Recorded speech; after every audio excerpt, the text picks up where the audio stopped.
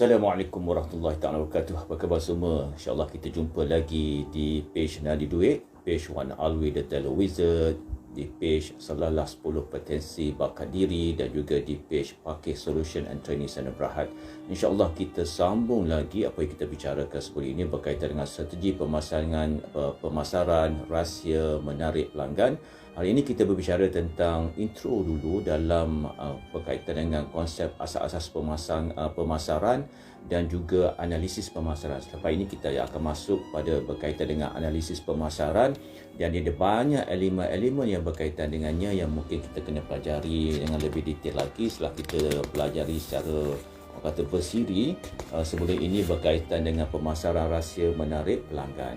Okey, apabila kita berbicara tentang intro pada analisis pemasaran ni, kita kena faham bahawa apabila kita sebut tentang dunia pemasaran, dia juga berkaitan dengan dunia yang melibatkan aktiviti-aktiviti seperti berikut. Yang pertamanya, aktiviti berkaitan dengan bagaimana pemasaran melihat satu produk itu, aktiviti berkaitan dengan packaging, juga berkaitan dengan aktiviti channel pesanan ataupun channel bagaimana permintaan kepada produk dan servis, berkaitan dengan aktiviti komunikasi, berkaitan dengan aktiviti jualan, aktiviti layanan ataupun servis, dan juga berkaitan dengan aktiviti yang difokuskan kepada pelanggan seperti memahami keinginan pelanggan, bagaimana nak meningkatkan royalty pelanggan, bagaimana nak melihat bagaimana cara pelanggan itu berbelanja.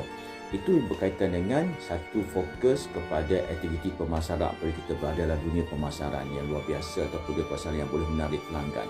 Itu yang pertama. Yang keduanya, apabila bersentuh juga tentang pemasaran, kita juga melihat tentang nilai, dipanggil transparansi nilai. Bagaimana nilai itu ditonjolkan, diserlahkan pada pelanggan.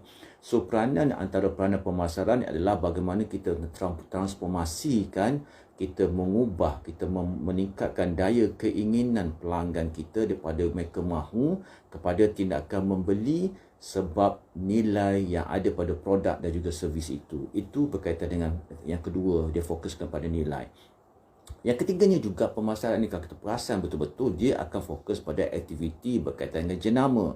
Bagaimana memahami kehendak pelanggan, dia berkaitan nak meningkatkan jenama, dan juga bagaimana kita mendengar pandangan positif negatif komen-komen pelanggan itu, walaupun kadang-kadang nampak logik, nampak tak logik, nampak menyakitkan hati kadang kita, tapi itulah komen-komen pada pelanggan yang mana kita layan dia berdasarkan kemampuan kita, yang akhir sekali dia merujuk kepada meningkatkan jenama produk dan servis kita.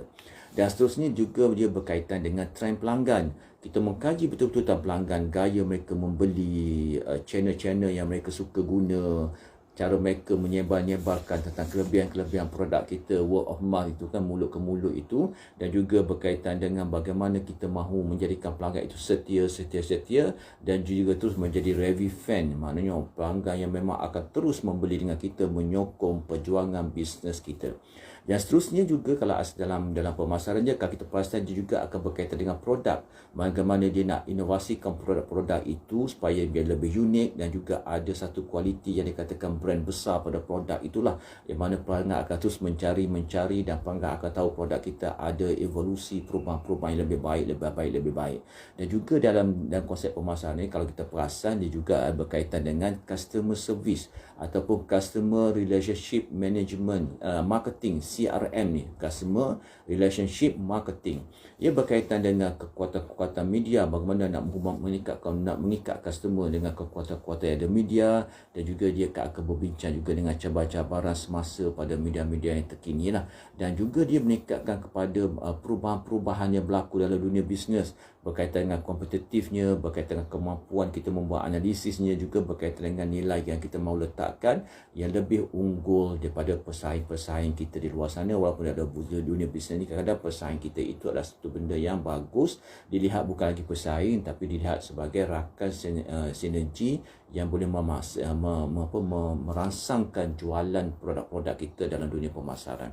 Dan seterusnya yang paling cantik dalam dunia pemasaran kini adalah dia ada pull marketing, pemasaran cara pull ni, bukan cara membuat daya tarikan, bukan pemasaran cara push, menekan-nekan. Itu kita akan pergi satu persatu kerana dia juga akan memberi satu nilai yang bagus dalam dunia pemasaran yang akan kita pelajari, kita terokai lah. Dan juga kalau apabila kita melihat